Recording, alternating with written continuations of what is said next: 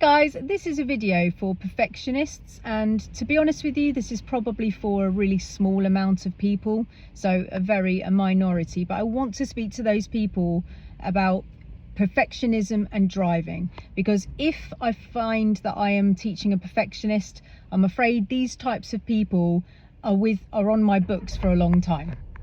Now, the reason being is because they won't let themselves off with any faults at all, and I mean anything. So a little tiny dodgy gear change or lifting the clutch a little bit jerky, they will absolutely rip themselves to pieces. If they miss a gap at a roundabout or at a T-junction, they'll deflate like a balloon. I remember teaching this lovely lady once, and if she missed a gap at a roundabout, she would literally just go, oh, I can't do this. She would look down at the floor and go, I can't do this. But then she'd be missing all the other gaps. So I'm like, keep looking, love. Like there's you know, it's like buses. There'll be another one. There'll be another one coming really soon. But she was such a perfectionist that she couldn't accept that she'd missed the first gap. And then she'd look down. We'd be not having all these other opportunities to go. And that's an issue. Also with perfectionism, with driving, it's not achievable, right? It's just not achievable. We can all walk perfectly if our legs are in order, right? We can all walk properly, but we're going to trip over again. It's going to happen. I can walk, and I would class myself as a professional walker, right? But I know I'm going to trip over again and bust my knee or whatever.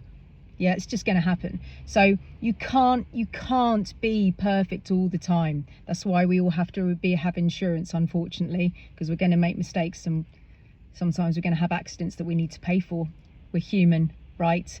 And I'm not trying to put the fear of God into you, but like what I'm trying to say is, if you are making tiny little mistakes, like a gear change fault or lifting your clutch to make a bit jerky or missing a gap, you know, you don't scold yourself too much, because these types of people will have their test approaching and they'll gear change slightly incorrectly or whatever, and then they'll cancel their test.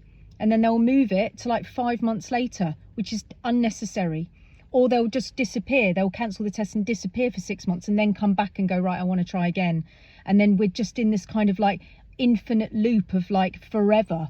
You know, sometimes you need to go and give it a go, yeah? Because we're allowed to have 15 minor driver faults, yeah?